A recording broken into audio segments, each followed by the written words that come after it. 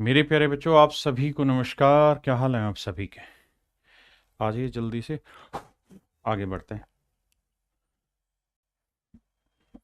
मेरे नन्हे मुन्ने प्यारे बच्चों, आप सभी का स्वागत है। सुमित कुमार, प्रणव, कुणाल, निधि, ओम प्रकाश, आर्यन, सुमित कुमार, उत्पल सरकार, दीप, दीक्षा, जितेंद्र, तरुण, प्रताप, मानक, दीक्षा, Anil Yadav, Sangeeta Roy, Utpal Sarkar, lots of love from West Bengal, same to you my dear, Suraj, Shekhar Yadav, Abdul Amin, Om Prakash, Karan Vishwas, Bablu, issue, Sumit, Deepu. मेरे प्यारे बच्चों, आप सभी को नमस्कार। आप सभी का स्वागत है इस क्लास में। आइए मेरे बच्चे आगे बढ़ते हैं, जल्दी से आ जाइए।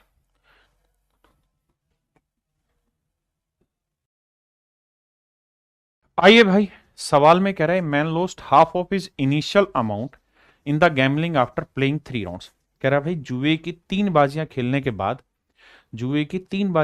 के बाद एक आदमी अपने पास जितना पैसा लेके आया था उससे आधा ही धन पाता है।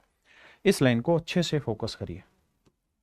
कहता है एक आदमी जुए की तीन बाजियां खेलने के बाद अपने पास आरंभिक धन का आधा धन ही पाता है। यानी जितना पैसा वो लेके आया था उसका आधा पैसा ही वापसी लेके जा रहा है।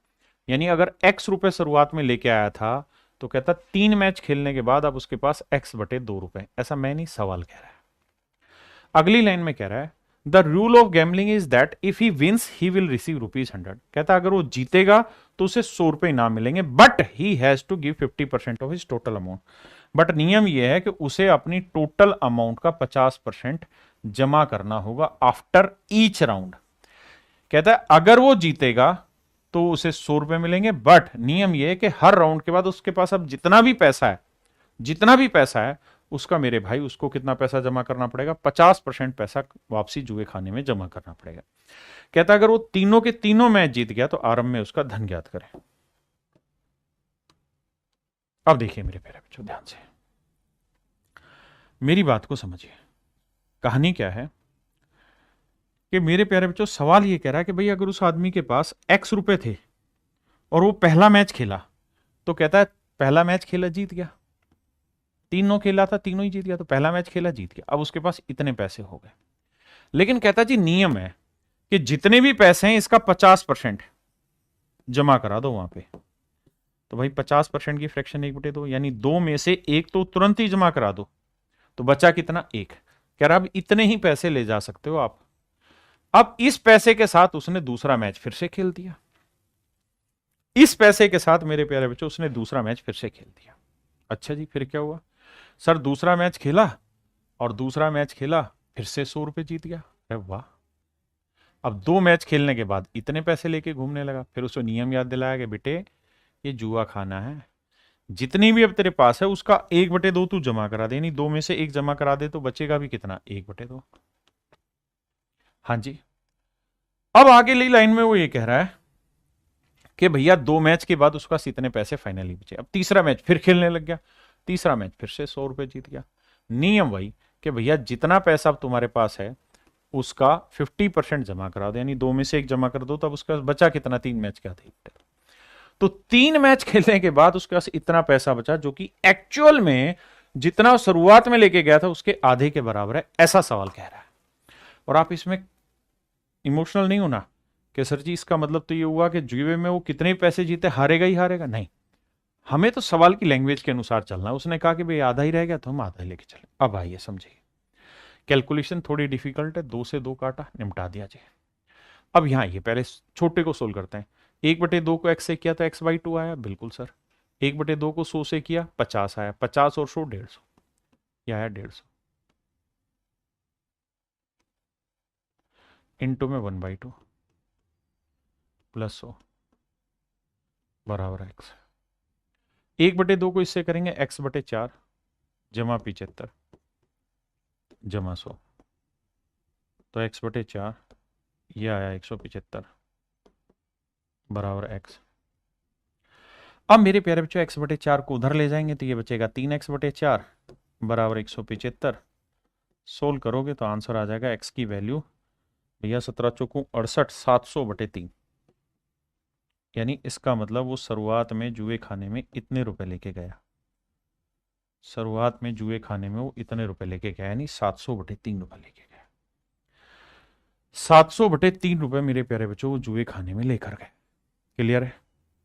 कितने रुपए लेके गया जी? 700/3। आइए आगे देखिए मेरे दोस्त, सवाल में कह रहा है कि मिस्टर गिरधर स्पेंड्स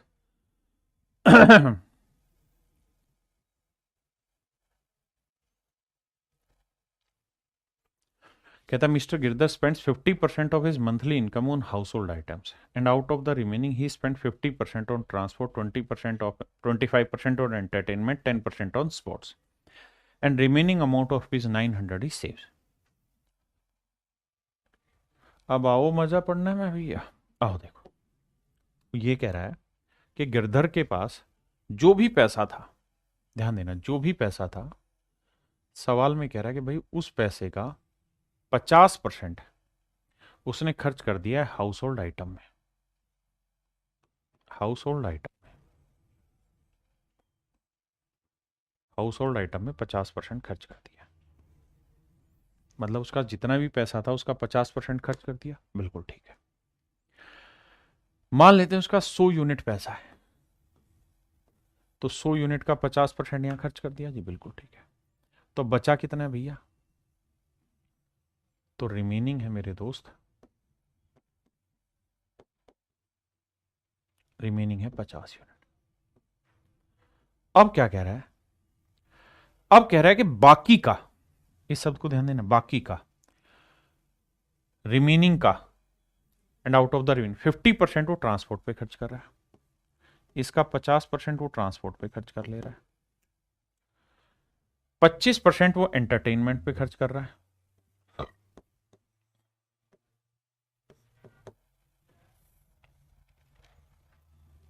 और 10% वो स्पोर्ट्स पे खर्च कर ले रहा है।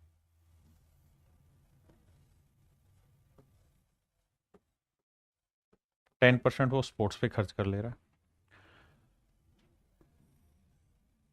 और बाकी जो उसका पैसा बच गया, जो बच गया वो उसकी सेविंग है, वो उसकी मेरे प्यारे बच्चों बचत है।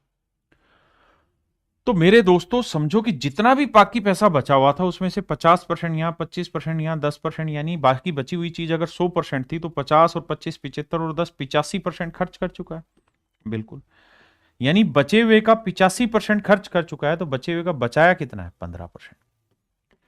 यानी जो भी पैसा बचा था उसका 85% उसने इन तीन चीजों में खर्च कर दिया, तो बचाया कितना मेरे भाई? 15%। अब इस सवाल को लैंग्वेज के साथ रिलेट करके एक बार यहां तक पढ़ो, फिर आगे समझाऊंगा इसे कैसे करना है। देखिए मेरे भाई, हम मान लेते हैं मिस्टर गिरधर की इनकम जी थी, कह रहे जी उसने 50% तो हाउस होल्ड पर खर्च कर दी, सीधी सीधी। 50% की फ्रैक्शन क्या हुई जी? 1/2। यानी 2 रुपए उसके पास थे, तो उसमें से एक तो उसने सीधा सीधा खर्च कर दिया, तो बचा कितना? 1/2। अब इतना पैसा उसके पास रह गया। अब इस बचे हुए का कहता है 85% यहां खर्च कर दिया, तो बचा कितना? 15%, और 15% की फ्रैक्शन क्या हुई? 3/20। इसका मतलब जो भी पैसा बचा है उसका 3/20 उसकी बचत हो गई, और ये बचत किसके बराबर है? 900 रुपए के। 3 से काटेंगे 3,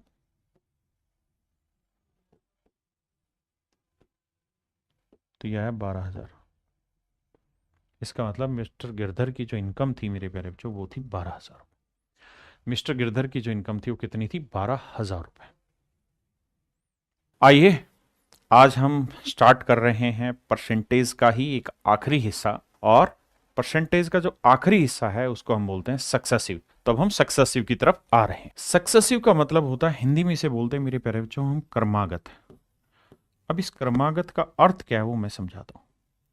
मान लो यार मैं आपको ये कहूं कि भाई आप एक पेन खरीदने गए, और उस पेन का जो मार्क प्राइस था या मैक्सिमम रिटेल प्राइस जो था वो तो 100 रुपए, 100 रुपीज, और इसके ऊपर दो डिस्काउंट मिले। पहला डिस्काउंट 50% का था, दूसरा डिस्काउंट भी मेरे प्यारे बच्चों 85% का था। आपको दो डिस्काउंट मिले, पहला डिस्काउंट भी 50% का था मेरे दोस्तों, और दूसरा डिस्काउंट भी आपका 50% का था। अगर आप दुकान पे गए, दुकानदार ने कहा कि भाई मैं 2 डिस्काउंट दे रहा हूं 50-50% के, तो बताओ 100 रुपए वाला पेन आपको कितने का मिलेगा? तो आप कहोगे 50-50 100% डिस्काउंट, तो 100 पे 100 यानी फ्री का पेन मिल गया। बिल्कुल ठीक बात है, इसमें कोई बुराई नहीं है। लेकिन अगर दुकानदार वो ये कह देता कि भाई मैं 50-50% के 2 क्रमागत डिस्काउंट दे रहा हूं, 2 सक्सेसिव डिस्काउंट दे रहा हूं, तो ये जो क्रमागत है इसका क्या अर्थ होगा वो मैं यहां समझाने की कोशिश कर रहा हूं। मेरे दोस्तों, क्रमागत का मतलब होता है कि भाई जो पहले वाली वैल्यू है इसके ऊपर पहले क्रम में यानी पहले सक्सेस में 50% निकालो। तो 100 का 50% क्या बना? 50।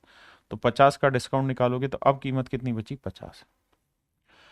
अब इस 50 पे डिस्काउंट कितना मेरे प्यारे बच्चों? 50%। तो 50 का 50% 25। 25 का डिस्काउंट, तो 50 में 25 का डिस्काउंट कितना हुआ जी? 25। 50 पे ये 50% निकालेंगे तो 50 का 50% हुआ 25 का डिस्काउंट। तो 50 में 25 का डिस्काउंट, तो अब इस चीज की कीमत कितनी बची? 25। तो कुल मिला के मेरे दोस्तों इसका मतलब ये हुआ कि जिस चीज की कीमत शुरुआत में 100 रुपए थी, अब उस चीज की कीमत मात्र 25 रुपए रह गई। तो हमने इस पे कितना डिस्काउंट दिया? 75 रुपए। और 100 पे 75 का डिस्काउंट देना, 100 पे 75 का डिस्काउंट देना ही क्या कहलाता है? परसेंटेज। भाई 100 पे कोई चीज क्या कहलाती है? 100 पे कोई वैल्यू परसेंटेज ही तो कहलाती है। परसेंटेज का मतलब 100 पे कोई चीज।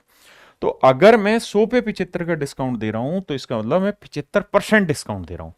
यानी जो दो क्रमागत 50-50% के डिस्काउंट थे, ये इक्वल तो डिस्काउंट केवल 75 ही परसेंट बन पाए, 100% नहीं।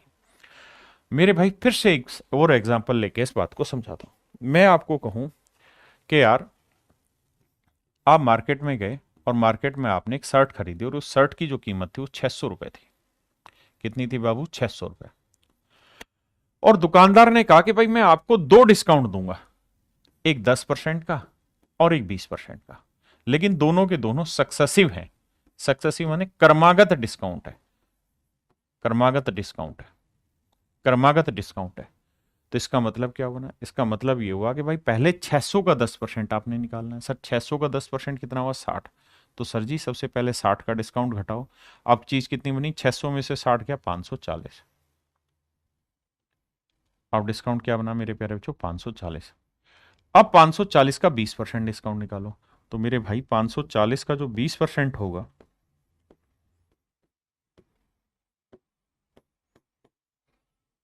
जिस भाई को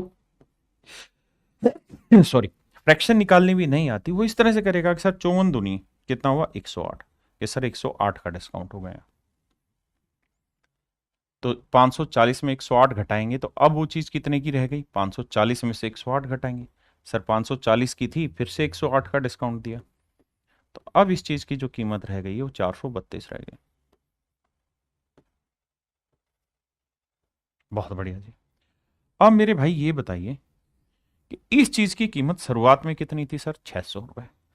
अब कितनी रह गई? सर 432 रुपए। तो सर कितने का डिस्काउंट हो गया? सर 168 का डिस्काउंट हो गया। तो 168 का डिस्काउंट किस पे हुआ? सर 600 पे। तो 168 का डिस्काउंट मेरे भाई 600 पे, तो 100 पे कितना? 6 से काटेंगे भाई, 6 दूनी 12, बचा कितना मेरे प्यारे बच्चों? 4 6 48। तो आंसर आया 28%। यानी 10% और 20% के दो क्रमागत जो कमियां थी वो 28% के ही बराबर हो पाई।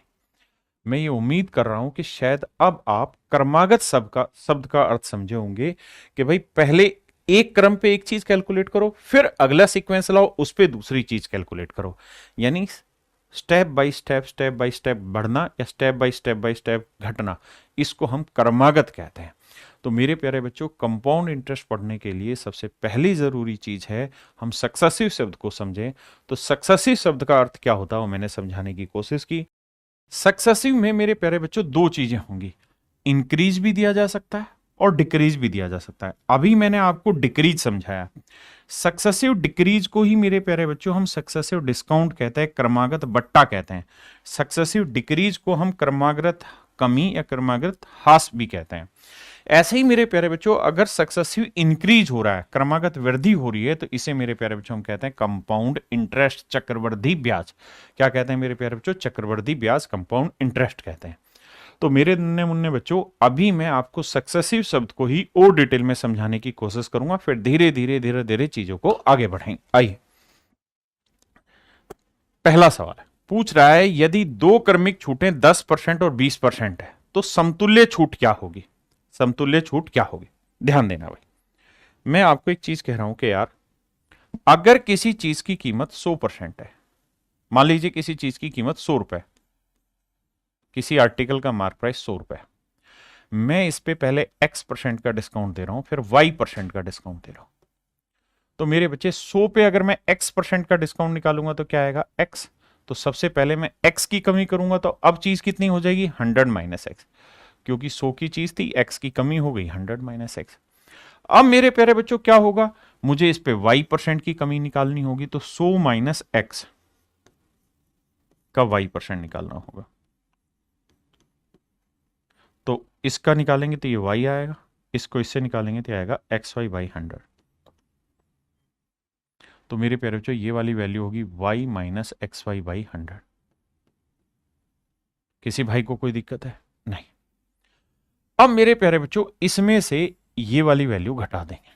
हाँ जी, तो 100 माइनस एक्स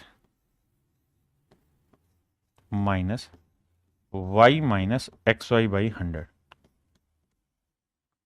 हाँ जी, 100 minus X minus Y plus XY by 100। इसमें से मैं 100 कॉमन ले लूं तो यह आएगा 100 minus x plus y minus XY by 100। तो मेरे नन्हे मुन्ने प्यारे बच्चों आप ये समझेंगे कि फाइनली इस चीज की जो कीमत बनी या कीमत जो बची वो बची 100 minus x plus y minus XY by 100%, मतलब सॉरी इतनी कीमत बची। तो एक बात समझने की है, अगर किसी को ये छोटी छोटी कैलकुलेशन में दिक्कत हो रही है तो अपने हाथ से अपने तरीकों से करने की कोशिश करो। अब इस तरह से समझ के देखो कि यार जिस चीज की कीमत शुरुआत में 100 थी मेरे प्यारे बच्चों, जिस चीज की कीमत शुरुआत में मेरे नन्हे मुन्ने प्यारे बच्चों 100 थी, अब उस चीज की कीमत कितनी रह गई, इतनी। तो कितने की कमी की है, तो आप देखेंगे 100 थी, यहां 100 में से क्या घटाया ये, यानी एक्चुअल में x plus y minus x y by 100 की कमी की गई, यानी इतनी वैल्यू की कमी की हुई है। यानी ओरिजिनल चीज ये थी और अगर हम उसमें दो डिस्काउंट देते हैं x% और y%, तो फाइनल जो डिस्काउंट बना इतने का बना। और आप जानते हैं 100 पे कोई चीज क्या कहलाता है, परसेंटेज। इसका मतलब x% और y% के दो सक्सेसिव डिस्काउंट दे रहे हो तो इक्वल जो डिस्काउंट बनेगा ये बनेगा।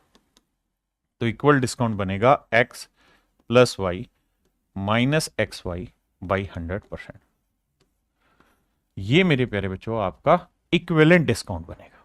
अब ये आपकी एक ट्रिक हो गई जिसे आपने ध्यान रखना है, क्या कि अगर x% और y% के दो सक्सेसिव डिस्काउंट है, के दो सक्सेसिव डिस्काउंट है, क्रमागत बट्टे हैं x% और y%, तो मेरे प्यारे बच्चों जो इक्विवेलेंट डिस्काउंट होगा, इक्विवेलेंट डिस्काउंट जो होगा, इक्विवेलेंट का मतलब हुआ इन सब के बराबर, यानी कुल मिला के हिंदी में से कहते हैं समतुल्य बट्टा, समतुल्य बट्टा, वो रहेगा मेरे प्यारे बच्चों x plus y minus x y by 100%। यानी अगर दो चीजें x% और y% के दो डिक्रीज हैं तो इक्विवेलेंट जो डिस्काउंट होगा या इक्विवेलेंट जो डिक्रीज होगा वो होगा मेरे दोस्तों x plus y minus x y by 100% का डिक्रीज होगा। ऐसे ही मेरे दोस्त अगर दो इंक्रीज हो, सक्सेसिव इंक्रीज हो, इंक्रीज हो, क्रमागत वृद्धि हो, कौन सी x% और y% की दो क्रमागत वृद्धि हो मेरे प्यारे बच्चों, तो जो इक्विवेलेंट इंक्रीज होगा, इक्विवेलेंट इंक्रीज होगा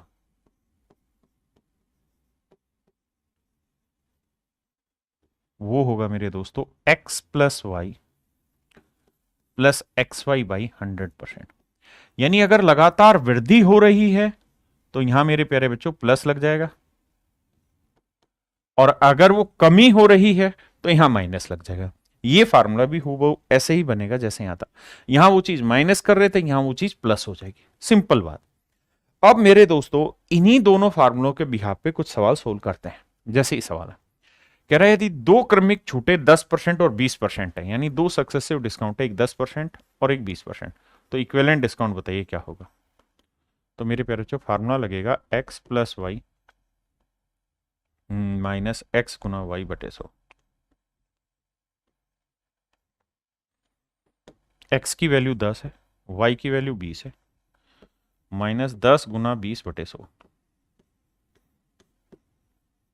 तो 20 और 10 30 हुआ, माइनस हुआ 2, तो घटाएंगे मेरे प्यारे बच्चों, आंसर आया 28%। तो इक्विवेलेंट डिस्काउंट जो आया मेरे दोस्तों कितना आया, 28%। मैं अब आपसे एक चीज जानना चाह रहा हूं, क्या कि मैंने आपको ये कह दिया कि भाई 10% और 20% का इक्विवेलेंट डिस्काउंट बताओ, तो आपने निकाला अभी कि सर 28% आएगा। लेकिन मेरे बच्चे अगर मैं आपको 20% और 10% का कह दूं तो, 20% और 10% कह दूं तो आप कहेंगे सेम ही चीज होनी चाहिए। तो देखो यार, x plus y minus x into y,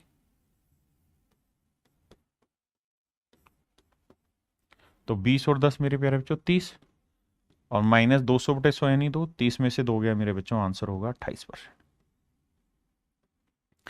तो एक बात आगे के लिए हमेशा ये भी ध्यान रखी जाए कि सर जी A%, B%, अगर ये दो सक्सेसिव डिस्काउंट है तो इसका इक्विवेलेंट डिस्काउंट जो भी होगा वही इक्विवेलेंट डिस्काउंट B% और A% का भी होगा, है ना। यानी सीक्वेंस घुमा देने से सवाल पे कोई फर्क नहीं पड़ता, दोनों ही चीजें एक है। जैसे एक सवाल में आपसे पूछा जाए कि भाई बताओ 10%, 20%, 30%, तीन सक्सेसिव डिस्काउंट दिए। एक दुकानदार ने ये डिस्काउंट दिए 3 क्रमागत बट्टे, दूसरे दुकानदार ने 3 सक्सेसिव डिस्काउंट दिए 20%, 30%, 10%। तीसरे दुकानदार ने क्या किया कि 20%, 10% और 30% डिस्काउंट दी। चौथे दुकानदार ने कहा भैया क्या कि सर जी हम 10% पहले दे रहे हैं, फिर 20% दे रहे हैं, 30% दे रहे हैं, और सर जी आखिरी में हम दे दे रहे हैं 20%। तो बताओ मेरे प्यारे बच्चों चारों ही क्रमागत बट्टों में कौन सा बेहतर होगा। तो आपने कहना है कि सर सीक्वेंस से कोई फर्क नहीं पड़ता, आगे पीछे करने से कोई फर्क, फार्मूले पे फर्क नहीं पड़ेगा, उत्तर पे फर्क नहीं होगा। 10 30 20, 10 20 30, 20 30, 10 20, 10 30, तीनों का ही, चारों का ही मतलब सेम है, हाँ है ना।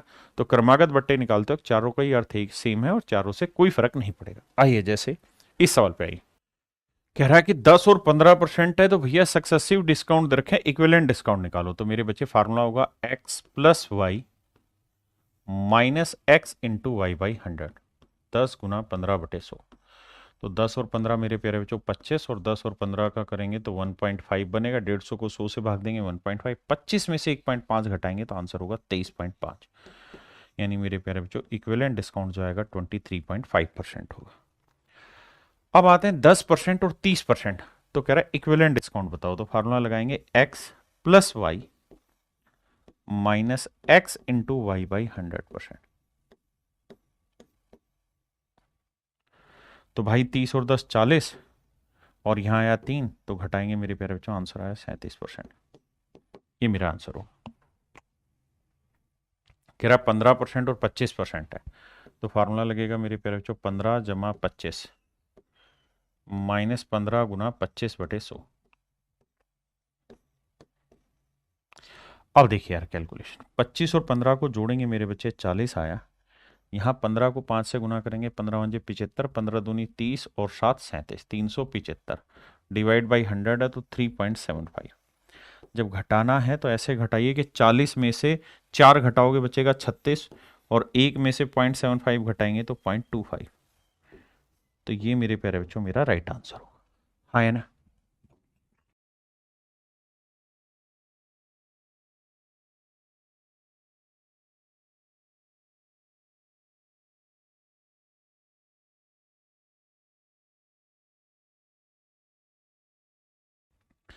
यदि दो क्रमिक छूटें 25 और 40% की है तो समतुल्य छूट बतानी है, इक्विवेलेंट डिस्काउंट बताना है। तो एक x plus y minus x into y. थोड़ा फास्ट कर देंगे इसी चीज को धीरे धीरे प्रैक्टिस में लाके। तो यह है मेरे बच्चे 65 और ये हो जाएगा मेरे बच्चे 25 चौक 100, 4 से काटेंगे 10। हाँ जी, क्या आप मेरी बात समझ रहे हैं? तो 65 में 10 आया 55%। तो इक्विवेलेंट डिस्काउंट जो बना मेरे बच्चों कितना बना? 55%। 20 और 30% है तो क्या करें भाई? 20 जमा 30, बहुत सुंदर जी, माइनस 20 गुना 30। मेरे दोस्तों इतने सारी प्रैक्टिस करनी है आपने कि ये चीज़ें वर्बली आप उठा पाओ। तो 20 और 30 का जोड़ कितना बना जी? 50। और 20 को 30 से गुना किया 600 बटे 100 6, तो 50 में 6 गया मेरे प्यारे बच्चों 44%। हाँ है ना? आइए, कहता है two successive discounts are 40% and 50% then equivalent discount बताइए। तो मेरे बच्चे 40% और 15% को लेते हैं। तो भैया x plus y minus x गुना वाई। अब मेरे दोस्त 40 और 15 कितना हुआ? 55। और मेरे भाई 15 चौको 60, 600, 600 को 600 से काटेंगे 6, तो ये आएगा 49%। तो इक्विवेलेंट डिस्काउंट जो आएगा मेरे प्यारे बच्चों कितना आया? 49%। हाँ है ना? आइए जी दोस्त, इस पे कहता है दो सक्सेसिव डिस्काउंट है 20% और 25% के, इक्विवेलेंट डिस्काउंट बताओ। तो x plus y minus x into y by 100। 25 और 20 45, और इसे घटाएंगे मेरे बच्चे 5 आएगा, तो आंसर आ जाएगा 40%। तो इक्विवेलेंट डिस्काउंट जो आएगा मेरे प्यारे बच्चों क्या होगा? 40%।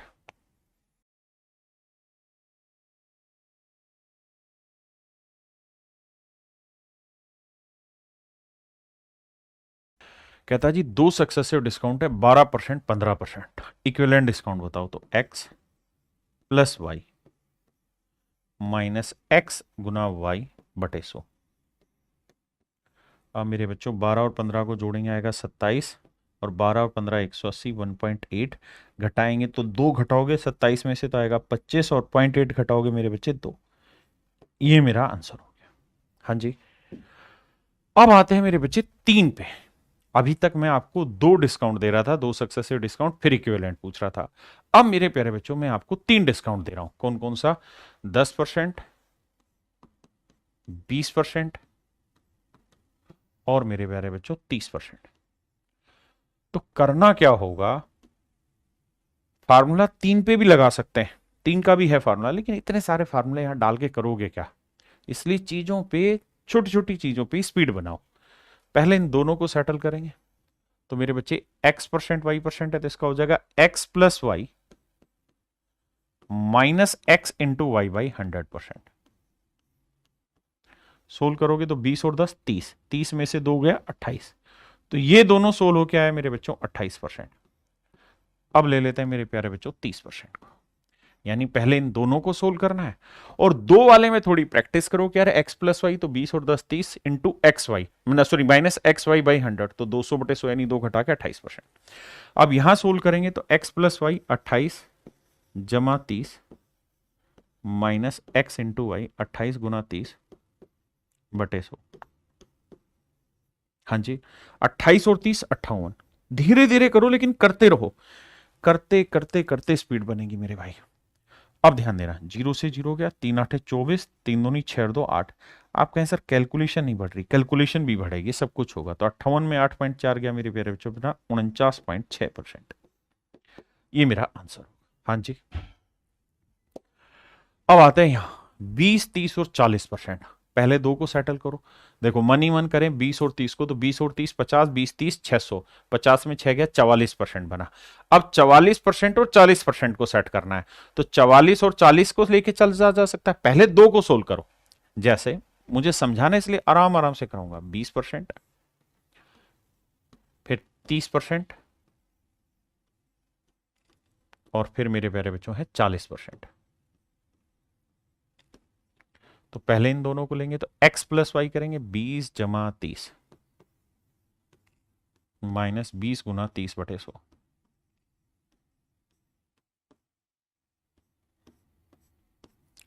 तो 50 में से 6 गया 44%। हाँ जी, क्या आप मेरी बात से सहमत है? बहुत बढ़िया। अब हमें 44% को टैकल करना है 40 से। 2 को कैलकुलेट किया, अब तीसरे, तो x प्लस वाई करेंगे तो 40 जमा 44 करेंगे 84%। डायरेक्ट भी लिखा जा सकता है, या फिर ऐसे लिखो x plus y minus x into y by 100। अब देखो इन्हें जोड़ेंगे तो आएगा मेरे भाई 84।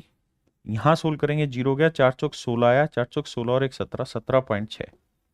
तो 84 में 17.6 घटाना है, तो मेरे बच्चे 84 में से 18 घटाओ। और अगर घटाने में दिक्कत है तो ऐसे करा करो, 84 आगे डेसिमल के आगे जीरो लगाओ और हमें घटाना 17.6। तो 10 में से 6 गया 4, या 13 में से 7 गया 6, 7 में से 1 गया 6, तो मेरे बच्चे आंसर आया 66.4%, 66.4%। कह रहा जी 3 सक्सेसिव है, 10, 15 और 25। तो सबसे पहला काम मेरे दोस्तों होना चाहिए 10 और 15 को सोल्व करना। तो 10 मन ही मन में करो, पूरा लिख के मत करो, मुझे समझाना है इसलिए ऐसा कर रहा हूं। 10 गुना 15/100, तो 10 और 15 25 माइनस 150 यानी 1.5, तो ये आएगा मेरे बच्चे 23.5। समझ पाए? हाँ जी सर, दोनों को सेट कर दिया। अब लेते हैं 25%, तो सर 23.5% और 25%, ध्यान देना। तो x plus y minus x into y upon में 100। बिल्कुल ठीक है सर। अब मेरे बच्चे कैलकुलेशन में दिक्कत आ रही है, मैं भी जानता हूं, इनके शॉर्ट ट्रिक भी अभी मैं डिस्कस करने वाला हूं थोड़ी देर में कि ऐसे को कैसे करना चाहिए। लेकिन अभी पेशेंस से एक चीज को तसल्ली बख्श सीखने की कोशिश करो। इन्हें जोड़ेंगे तो सर 25 और 23 हुआ 48.5, बहुत सुंदर सर। और ये चीजें घटेंगे सर, ये आप जानते हैं डेसिमल एक जीरो लगा देते हैं, कुछ भी नहीं आ रहा था। 25 से गुना करेंगे, 25 पांजे 125, हासिल आई 12। 25 दिए 75, 75 और 12 आया 87, हासिल आई 8। 25 दूनी 50, सॉरी 25 दूनी 50, 50 और 8 58। अब मुझे ये समझना है कि यार 3 जीरो, भाई 2 जीरो तो थी, एक ही डेसिमल था, तो 3 हुआ, 1 2 3 यहां लगेगा। तो मुझे घटाना है 5.875।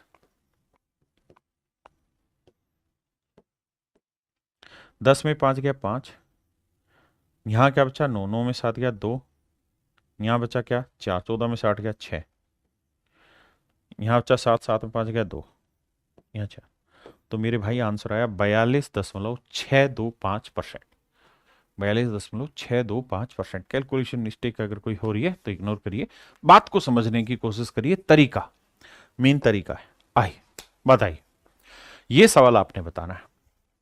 फिर कुछ डाटा ऐसे होंगे, देखिए मेरा मोटिव असली यही है कि मैं ये समझा पाऊं कि किस जगह कौन सा तरीका इस्तेमाल होगा, किस जगह कौन सा। अगर हम लकीर के फकीर बने रहेंगे तो सिलेक्शन नहीं लिया जाएगा। स्मार्ट अप्रोच पकड़नी होगी, और स्मार्ट अप्रोच स्मार्ट क्वेश्चन के अकॉर्डिंग डिसाइड होती है, यानी सवाल में जो आंकड़ा वो कैसा दे रखा है। आइए मेरे बच्चे, यदि दो क्रमिक छोटे 15%, 30% और 40% है, तो मेरे भाई सबसे पहला काम मेरा जो होना चाहिए वो होना चाहिए 15 और 30 पे। वैसे तो मन ही मन में कर लूंगा 45, 15 थी 45, 45 में 4.5 घटाऊंगा, 40.5 मेरा आंसर। लेकिन मुझे मेरे प्यारे बच्चों को समझाना है, तो पहले x plus y minus x गुना वाई। देखिए प्रैक्टिस करते करते स्पीड बनती है, बिना प्रैक्टिस के नहीं। 30 और 15 45 माइनस 15 थी 45, 450 को 100 से भाग देंगे 4.5, घटाएंगे 45 में 4.5, तो ना मतलब 4.5 घटाएंगे तो 40.5। तो मेरे दोस्त 15% और 30% हमारा सेटल हो गया 40.5%। अब एक आखिरी बचा है 40%, इसे भी देख लेते हैं यार। तो कैसे करें sir? x plus y minus x into y upon 100। बहुत शानदार जी, इसे जोड़ेंगे तो आएगा मेरे भाई 80.5। माफ करिएगा, इसे मल्टीप्लाई करते हैं तो देखो यार डेसिमल है, बाद में टैकल करेंगे 3 पे, है ना। एक जीरो से एक जीरो गया, 4 से गुना करेंगे, 4 5 20, एक जीरो गया। हाँ है ना, अब तो बस एक डेसिमल बचा है, तो 2 आया, 4 चौक 16, 162 आया। बटाना भैया कैलकुलेशन गलत तो नहीं कर दी है? फिर से समझाता हूं, देखो भाई ये जीरो से ये जीरो काट दिया, ठीक है जी। अब 400 को 4 से गुना करोगे 16 और 5 से करोगे 1620, 1620 है, एक जीरो फिर घट गई, एक अंक पे डेसिमल अभी भी बचा हुआ है, तो आंसर आएगा 16.2। तो घटाना होगा 16.2। तो भैया जिसको नहीं आता वो आराम से लिख के सीखें। देखिए क्लास का मतलब यही होता है कि हम बहुत शांति से एक एक चीज को पढ़ें, शुरुआत बहुत धीरे होनी चाहिए। हाँ अगर आपका समझने का स्तर विकसित हो गया फिर दिक्कत नहीं। इकाई से इकाई, 5 में 2 गया 3, 10 में 6 गया 4, 7 में 1 गया 6, 64.3%। तो मेरे प्यारे बच्चों आंसर होगा 64.3%। बताइए भाई 20%, बहुत सारे सवालों की प्रैक्टिस होने वाली है। 25% और 50%।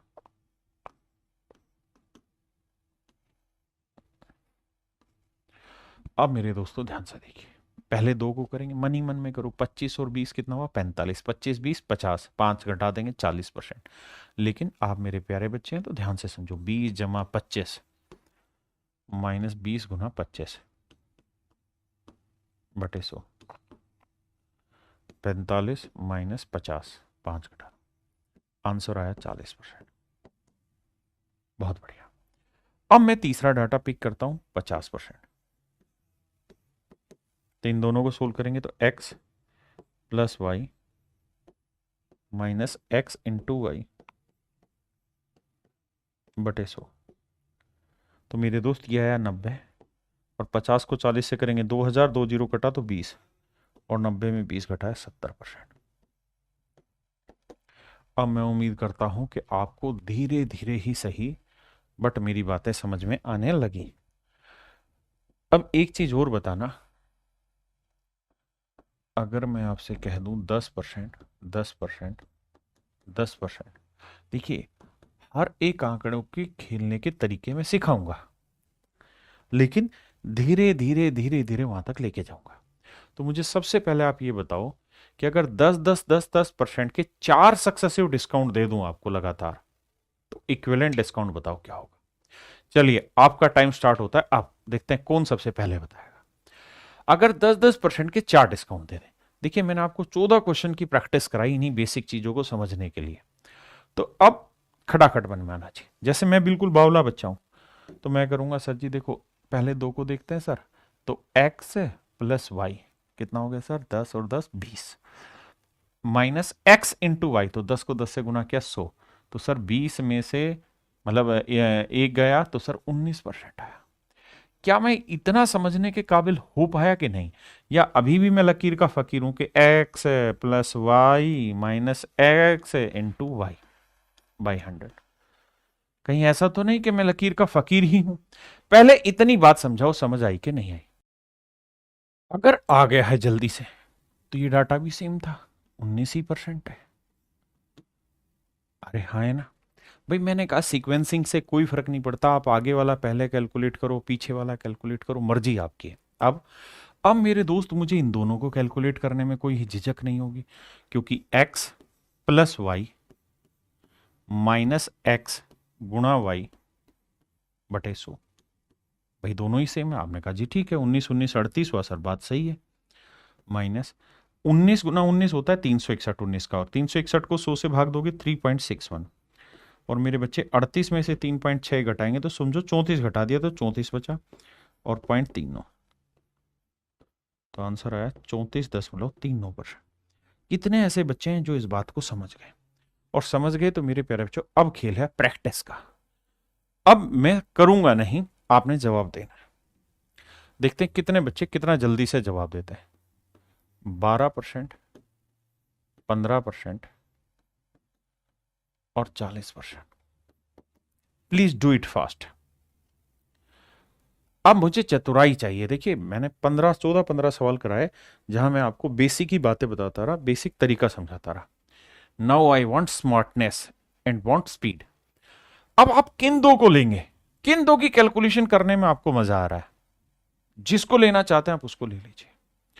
आप पहले इन दो को कैलकुलेट कर लीजिए, इन दो को कर लीजिए, इन दो को कर लीजिए, जिस मर्जी को करिए मेरे दोस्त, आपका आंसर हर एक से सेम ही आना है, बशर्ते आप ठीक से करें।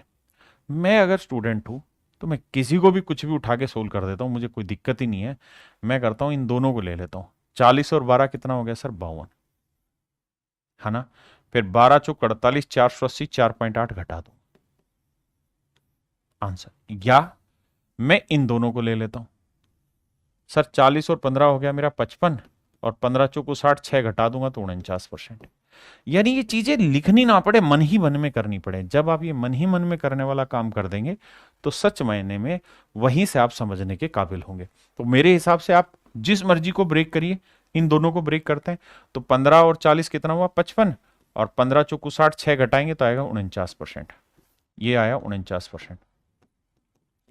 और मेरे भाई अभी तो मुझे अप्रोक्सीमेशन खेल सिखाना है इसमें, लेकिन वो बाद की बात है, अभी बेसिक चीजों का ही। इनको सोल्व करना है तो x प्लस वाई 12 जमा 49 माइनस 12 गुणा 49/100, तो ये आया मेरे भाई 61। 12 निम्न 108, 12 चौक 48 और 10 58,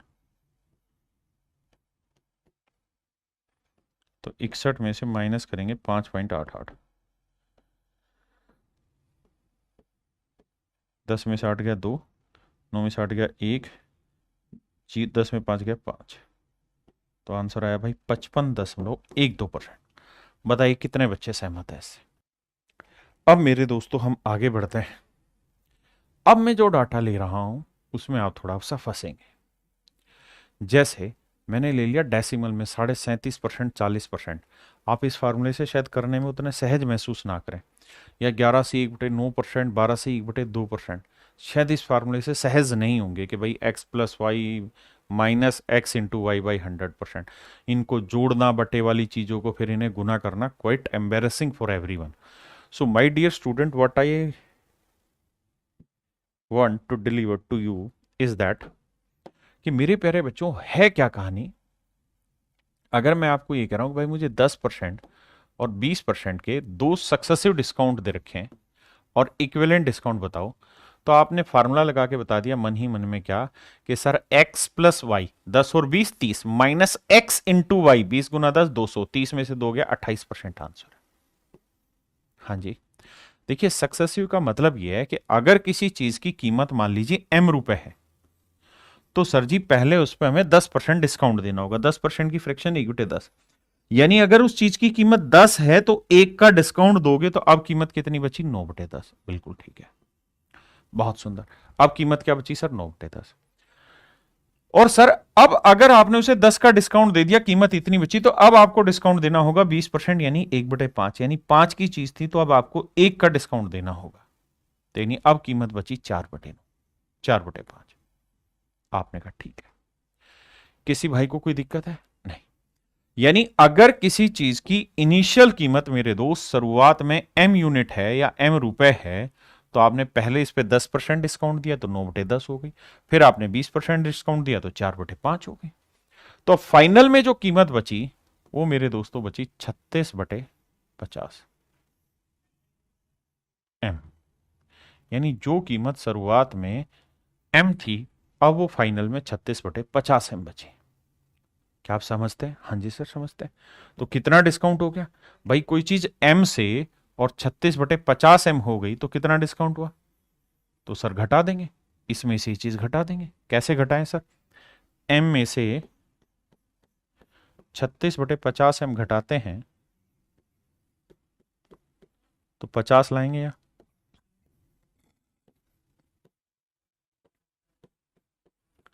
-36 m घटाएंगे तो भाई बचेगा 14 m/50। तो इसका मतलब ये हुआ कि भैया जिस आर्टिकल की कीमत m रुपए थी शुरुआत में, उसमें कुल मिला के कमी आ गई कितने की, 14m/50 की, कितने पे, 100 पे। तो m से m कटा, अब इसे लिखोगे आगे तो 14/50 गुना 100 50 दूनी 100, 14 दूनी 28%। तो मेरे प्यारे बच्चों मेरा आंसर आ गया 28%।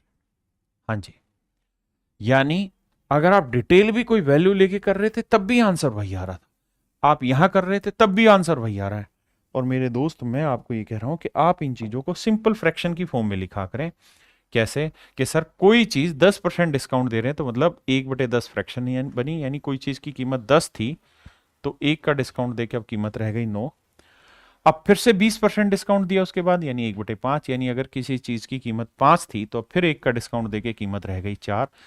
यानी जिस चीज की कीमत शुरुआत में 10 पंजी 50 थी वही चीज अब 9 चौकी 36 हो गई। यही तो वही कि भाई 50 से कोई चीज कितनी हो गई 36। तो अगर कोई चीज 50 से 36 हो गई तो कितना डिस्काउंट दिया है सर 14 का। और सर 14 का डिस्काउंट है 50 पे, तो 100 पे कितना 28%। तो ये मेरा आंसर हुआ।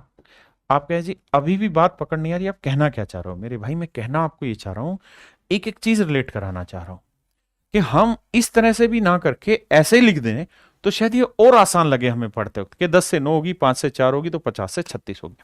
आप चाहें इसे तो और काट के सरल भी बना सकते हैं। कैसे बाबू? ओ बाबू, तो आप ऐसे काटें कि 2 दूनी 4, 2 पंजे 10, ऐसे क्रॉस में इस तरह से काट लिया करो कटता है तो। लेकिन ये मत करना कि 5 एकम 5, 5 दूनी 10, 1 2, ये मत करना, क्योंकि नीचे नीचे नहीं कटेगा। ऐसे काट सकते हो, ऐसे काट सकते हो, ऐसे ही काट सकते हो, लेकिन नीचे नीचे नहीं कटेगा, ऊपर ऊपर नहीं कटेगा। तो इस बात का ध्यान देना। हाँ है ना? तो मैं अगर स्टूडेंट होता तो इसे और सिंप्लीफाई कर लेता। उस केस में मैं कहता कि भाई कोई चीज हमारी कितनी थी, 5 5 25 थी, तो अब उस चीज की कीमत 9 दूनी 18 बची। तो 25 से कोई चीज 18 बची तो कितने का डिस्काउंट दे दिया सर जी? 7 का। तो 7 का डिस्काउंट 25 पे, तो 100 पे कितना निकालते तो आंसर आता मेरे भाई 28%। निकालते तो मेरे दोस्त आंसर क्या आता? 28%।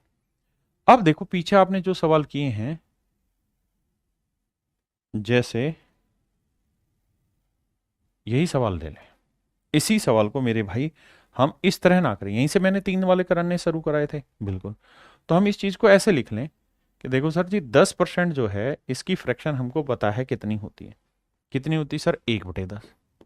20% की 1/5, और 30% की सर 3/10। परसेंटेज पढ़े हैं तो, यानी पहले में 10 से कोई चीज 1 घट के 9 हो गई क्योंकि डिस्काउंट दे रहा है, फिर 5 से 1 घट के 4 हो गई, फिर 10 से 3 घट के 7 हो गई। तो सर कर दें कल्याण? कर दो सर। कैसे भाई? गुना करोगे 10 ढाई 100, 100 5 500, बहुत सुंदर सर। और यहां गुना करोगे 9 7 63, 63 को 4 से गुना करेंगे, 4 3 12, 4 6 24 और 1 25, 252। इसका मतलब कोई चीज अगर 500 थी तो अब 252 हो गई, तो कितने का डिस्काउंट दे दिया सर? 248 का डिस्काउंट हो गया। और सर 248 का डिस्काउंट हो गया किस पे? 500 पे। तो 100 पे कितना? 2 जीरो से 2 जीरो, 5 से काटेंगे, 5 चौक 20, 5 नहीं 45, 5 छिंग 30, 49.6%, 49.6%। यही हमारा डिटेल इस तरह से भी आ रहा था। तो हम इसको ऐसे भी कर सकते हैं, ऐसे भी, है ना?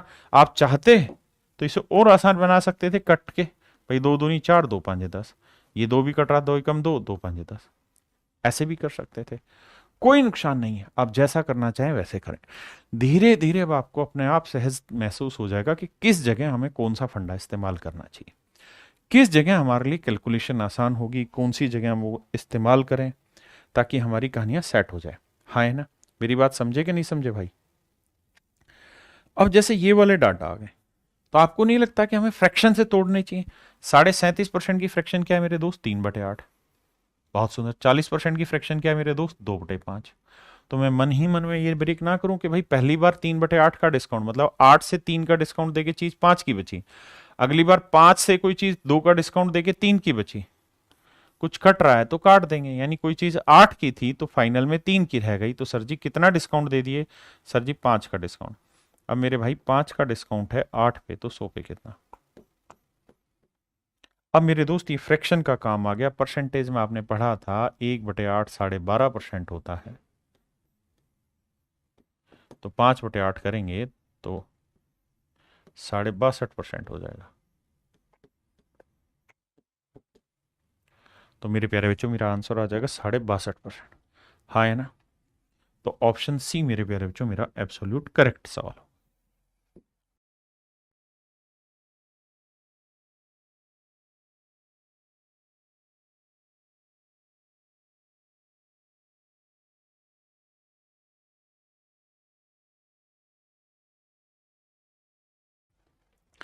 देखिए मेरे भाई, इसकी फ्रैक्शन हुई 1/9, इसकी फ्रैक्शन हुई 1/8।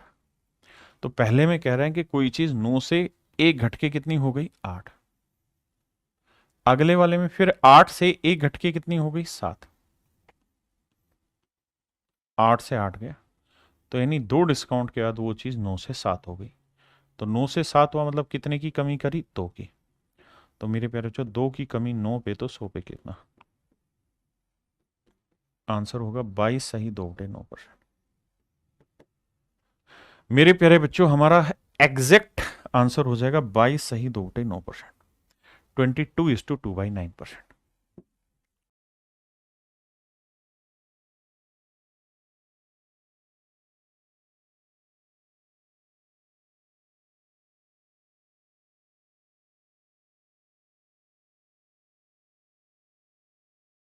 देखिए पहले वाले में 11 सही 1/9% की फ्रैक्शन 1/9, फिर 12.5% की फ्रैक्शन 1/8, 9 से 1/11% की 1/11, और फिर है मेरे बच्चे 10% की फ्रैक्शन 1/10। तो आप ऐसे लिखेंगे भाई 9 से कोई चीज 1 घट के 8 हो गई, फिर 8 से 1 घट के 7 हो गई बाबू, फिर 11 से 1 घट के 10 हो गई, और फिर 10% डिस्काउंट मतलब 10 से घट के 9 हो गई। तो क्या हुआ जी, 10 से 10 कटा, 9 से 9 कटा, 8 से 8 कटा, तो 11 से कोई चीज फाइनली 7 रह गई। तो कितने का डिस्काउंट दिया गया मेरे प्यारे बच्चों, 4 का। 4 का डिस्काउंट 11 पे, तो 100। तो 1/11 होता है 9 सही 1/11, तो 4/11 हो जाएगा, 9 चौक 36 सही 4/11% मेरे भाई, 36 सही 4/11%। यही सेम चीज हम सक्सेसिव इंक्रीज में भी लगा सकते हैं। जैसे मैं आपको कहूं कि यार 10% और 20% के दो सक्सेसिव डिक्रीज हैं, क्रमागत कमी है, तो आप कहेंगे 10 से 9 होगा भाई, इसकी फ्रैक्शन 1/10, इसकी फ्रैक्शन 1/5, तो 5 से कोई चीज 4 हो गई, ये कर देंगे। अगर मैं यही सेम चीज कहता कि भाई दो क्रमागत वृद्धि है, एक 10% की, एक 20% की, तो आप फार्मूला लगाते सके सर, इंक्रीज वाले में आपने बताया था x+y+xy/100%। But what I want to say to my dear student, 10 + 20 + 10 × 20/100, क्योंकि इंक्रीज हो रही है क्रमागत, तो 30 और 2 32%। लेकिन मेरे प्यारे बच्चों मैं आपको ये कहूंगा कि आप सीधा सीधा करें, इसकी फ्रैक्शन 1/10, इसकी फ्रैक्शन 1/5, तो आप ऐसे लिखिए कि यार 10 से कोई चीज 11 हो गई, 20% यानी कोई चीज 5 से 6 हो गई, तो मेरे भाई 50 से कोई चीज 66 हो गई। तो 50 से 66 हो गई, कितना इंक्रीज हुआ, 16 का, और 16 का इंक्रीज मेरे भाई 50 पे, तो 100 पे कितना, आंसर आया 32%।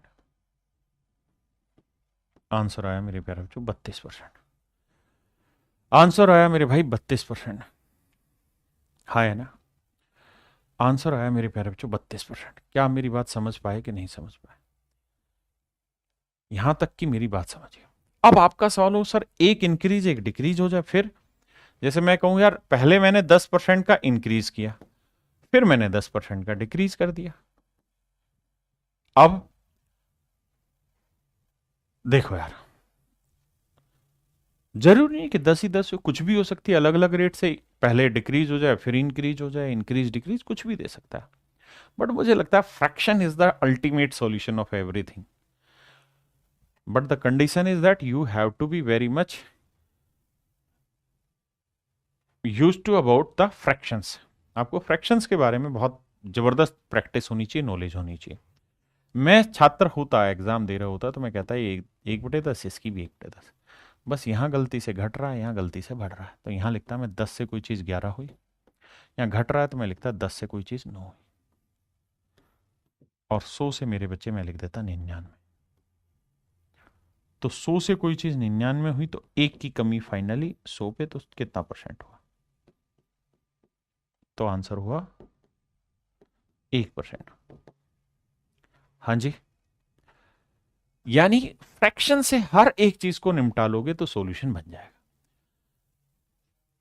अब सर मैं ये कहूं कि A% तो बढ़ रहा है और फिर B% में घटा रहा हूं, इसका कैसे निकालें? सर आपको ये तो पता है ना कि दोनों ही इंक्रीज हो रहे थे, तो ये फार्मूला था x plus y plus x y by 100। हाँ सर, तो कुछ नहीं करना यार, x की वैल्यू a लिखो क्योंकि प्लस में है, y की जगह माइनस करना क्योंकि b की वैल्यू नेगेटिव है, y की वैल्यू प्लस x की वैल्यू a है और y की जगह माइनस b है, बटे 100 a minus b minus a into b बटे 100।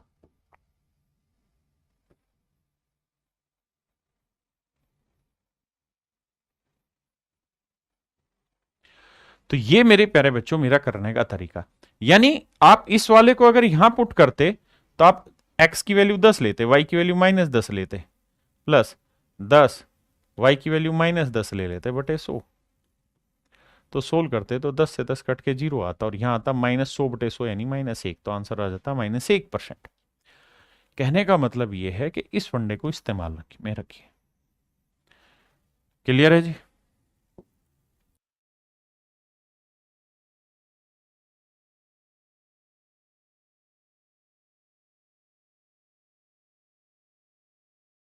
कह रहा है भाई किसी आदमी की सैलरी पहले 20% बढ़ाई गई और फिर उसी को 20% कम किया गया। तो पहले हमने किसी चीज में 20% का इंक्रीज कर दिया, देन उसी में हमने 20% की कमी कर दी, यानी क्रम दर क्रम, पहले एक क्रम चले फिर दूसरा क्रम चले। तो क्या करें जी? तो इसकी फ्रैक्शन 1/5 होती है बाबू, प्लस की होगी, इसमें माइनस की हो जाएगी,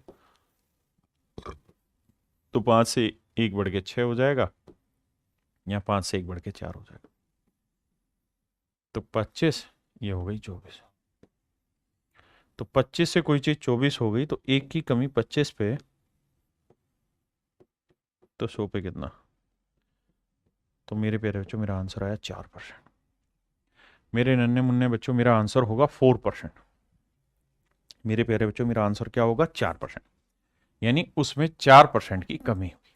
हाँ जी, वैसे भी एक और ट्रिक बता रहा हूं ये आगे के लिए, अगर आप ध्यान रखें, अगर किसी चीज में पहले मैं x% का इंक्रीज करूं, प्लस का मतलब इंक्रीज करूं, एंड देन फिर उसमें x ही % का डिक्रीज कर दूं, या कि पहले x% की कमी कर दे फिर उसमें x% का इंक्रीज कर दे, यानी पहले घटा दें फिर बढ़ा दें, या पहले बढ़ा दें फिर घटा दें, तो ओवरऑल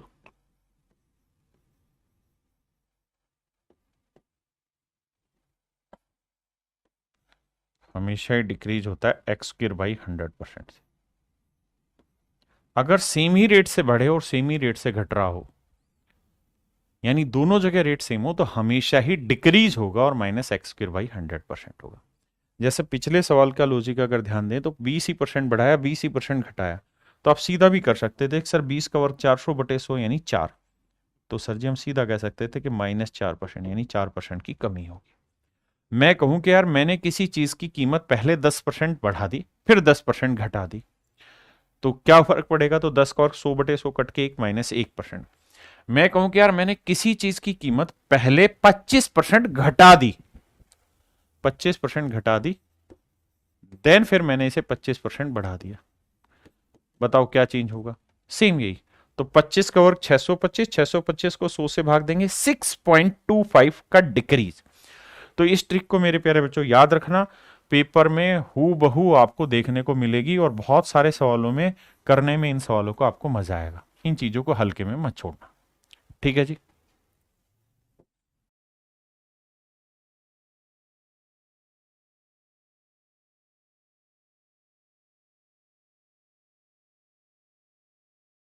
देखिए मेरे भाई, सवाल में कह रहे हैं number is first increase by 40%। एक नंबर को पहले 40% बढ़ाया गया, देन डिक्रीज बाय 25%, फिर 25% घटाया गया है, फिर 15% बढ़ा दिया भाई साहब, और फिर मेरे प्यारे बच्चों 20% घटा दिया। अब मेन लड़ाई कहां होगी? फ्रैक्शन पे। अगर आपको फ्रैक्शन की समझ है तो आप विजेता हैं सवाल के। इतने बड़े बड़े क्वेश्चन आप चुटकियों में ब्रेक करेंगे। 40% की फ्रैक्शन होती है मेरे प्यारे बच्चों 2/5। ध्यान देना, बढ़ा है। 25% 1/4 घटा है। 15% 3/20 बढ़ा है। 20% 1/5 घटा है। तो 5 से कोई चीज 2 बढ़ के कितनी हो गई? 7। 4 से 1 बढ़ के कितनी हो गई? 3। 20 से कोई चीज बढ़ के कितनी हो गई? 23। और 5 से 1 घट के कितनी हो गई? 4। देखिए, पहले बढ़ा 5 से 7, फिर घटा मेरे बच्चे तो 4 से 3 हुआ, फिर बढ़ा 20 से 23 हुआ, फिर घटा दिया 5 से 1 तो 5 से 4 हुआ। हमें छोटी छोटी बातें पकड़नी और उसके आधार पे कैलकुलेशन कर देनी। घबराना नहीं है यार। 4 से तो मेरे प्यारे बच्चों 4 गया और कुछ कटने का है ही नहीं। 20 पंजे 100, 100 पंजे 500, यह आया 500। यहां कैलकुलेशन करते हैं। देखो, 23 को 3 से गुना किया 69।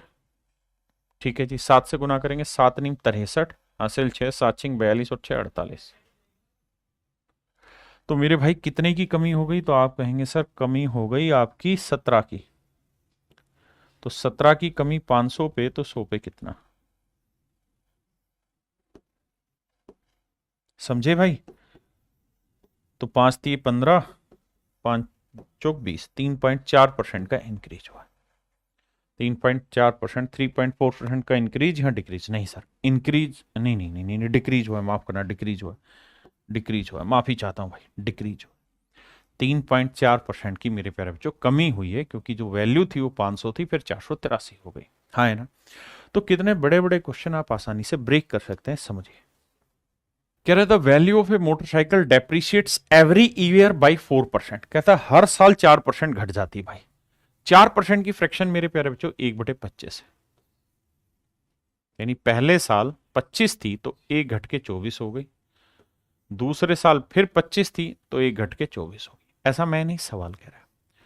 सर आपने 2 ही साल क्यों पकड़ा? 2 साल इसलिए पकड़ा क्योंकि सवाल में कह रहा है कि भैया 2 साल के बाद इसमें कुछ कहानी हुई और 2 साल के बाद इसकी वैल्यू बताओ कितनी होगी। अगर आज 75,000 है तो भाई 25 को 25 से गुना करोगे 625 और 24 को 24 से गुना करोगे 576। इसका मतलब ये हुआ कि अगर आज उस आर्टिकल की कीमत 625 यूनिट है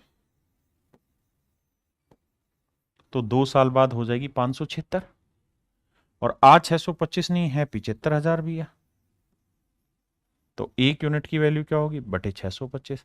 ये बेसिक बातें आप जानते हैं। तो मैं जानना चाह रहा हूं भाई फिर 576 की वैल्यू क्या होगी? तो गुना 576, गुना 576। अब हमें बताना है जी कौन सा ऑप्शन करेक्ट है हमारा इन चारों में से। देखिए मेरे भाई,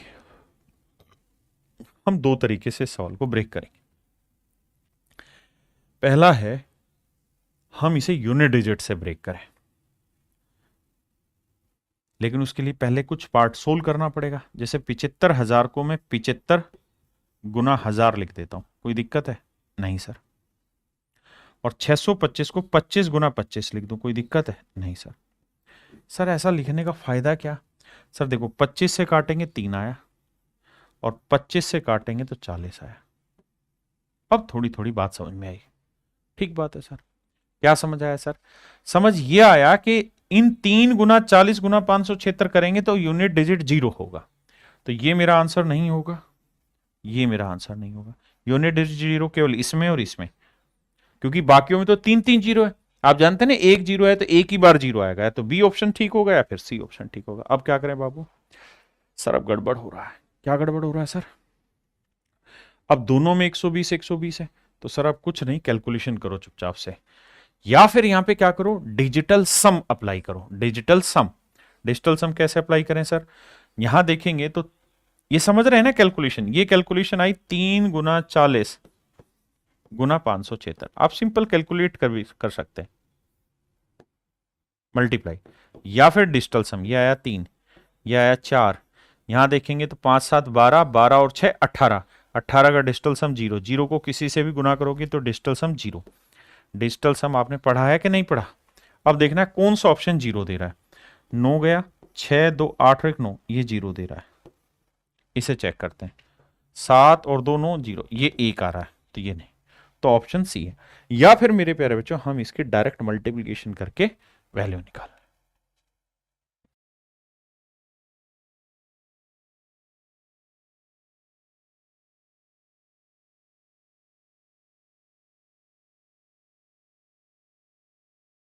देखिए मेरे भाई, सवाल में कह रहे हैं गांव की वर्तमान जनसंख्या 67600 है। It has been increasing annually at the rate of this percent. What was the population of the village 2 years ago।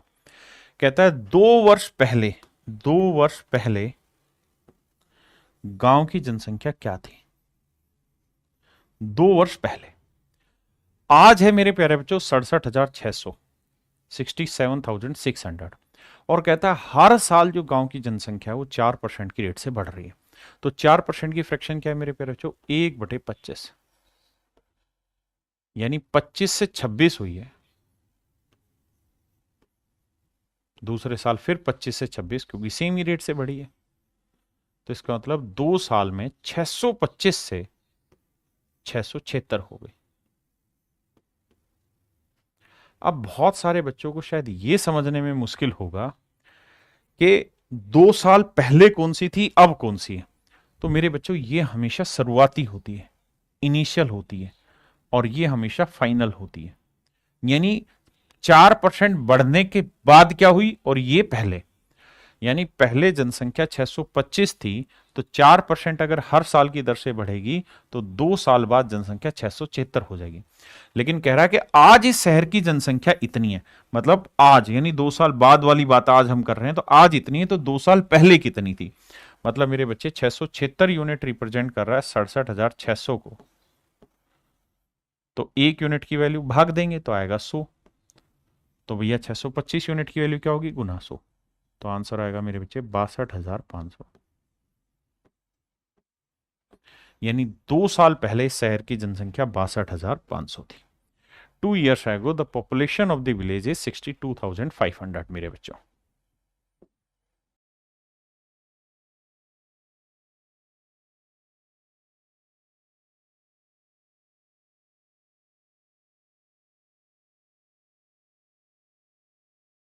मेरे दोस्तों सवाल में कह रहा है कि किसी मशीन की वैल्यू आज 62,500 है, 6,250 है। पहले साल इसकी कीमत 10% घटती है, तो 10 से हो गई मेरे बच्चों 9। अगले साल 20% घटती, 20% की फ्रैक्शन 1/5, यानी 5 से हो गई 4। तीसरे साल 30% घट जाती है, तो 30% की फ्रैक्शन 3/10 होती है, यानी 10 से 3 घट के कितनी हो गई, 7। तो कह रहा है भैया 3 साल बाद मशीन की कीमत क्या हो। करते हैं भैया कैलकुलेशन। देखो यार, 2 से कट रहा है, 2 दूनी 4, 2 पंजे 10, 2 से कट रहेगा 2 पंजे 10, 5 पंजे 25, पंजे 125। यानी आज अगर मशीन की कीमत 125 है तो 3 साल बाद 63 यूनिट हो जाएगी। हाँ जी, जबकि आज उस आर्टिकल की कीमत 125 यूनिट नहीं है, एक्चुअल में कुछ दे रखी है। कितनी दे रखी है सर, 6250। तो 1 यूनिट की वैल्यू सर भाग दे देंगे 125 से, तो आएगी 60। तो 1 यूनिट की वैल्यू 60 रुपए, तो 63 यूनिट की वैल्यू 6×3 = 18, 6×4 = 36 और 1 37। तो यानी 3 साल के बाद, यानी ये 3 डेप्रीशिएट होने के बाद इसकी जो वैल्यू आएगी मेरे बच्चों वो आएगी 3780। कैलकुलेशन में मिस्टेक करी क्या भाई हमने, देखना 6×3 = 18, 6×36 और 137। भाई नहीं नहीं, यहाँ गड़बड़ है, गड़बड़ है, गड़बड़ है, गड़बड़, हमारी कैलकुलेशन मिस्टेक है। क्योंकि भाई ये 60 नहीं 50 आएगा, बिल्कुल ठीक कह रहा है, बिल्कुल ठीक, बिल्कुल ठीक है। 12×5 = 60, 5 50 आएगा कट के। तो 1 यूनिट की वैल्यू 50, तो 63 यूनिट की, माफ करिएगा, गुना करेंगे 0, 5×3 = 15, 5×5 = 30 और 1 × 3150। मैं माफी चाहता हूँ भाई, यानी 3 डेप्रीशिएशन के बाद इसकी वैल्यू 3150 हो जाएगी।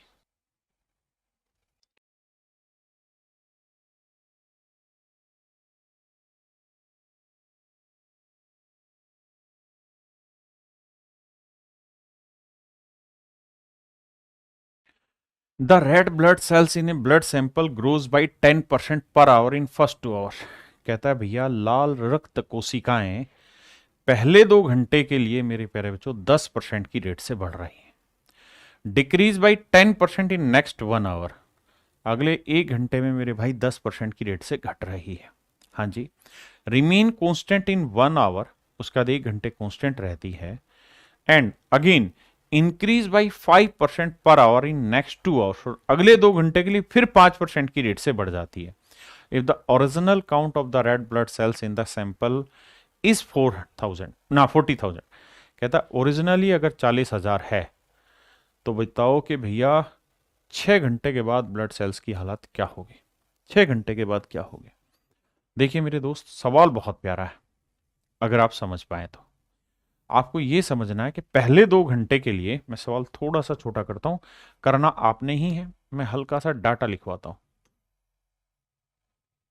कह रहा जी पहले 2 घंटे के लिए 10% की रेट से बढ़ रही है, घट रही है, बढ़ती हैं।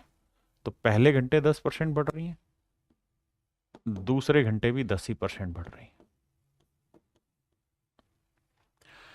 फिर अगले घंटे 10% घटती है, तीसरे घंटे 10% घट रही है, फिर कहता है चौथे घंटे में बिल्कुल कांस्टेंट होती है, कोई बढ़ोतरी घटोतरी नहीं है, नहीं 0% है। 5वें घंटे और छठे घंटे में 5% की रेट से इंक्रीज होती है।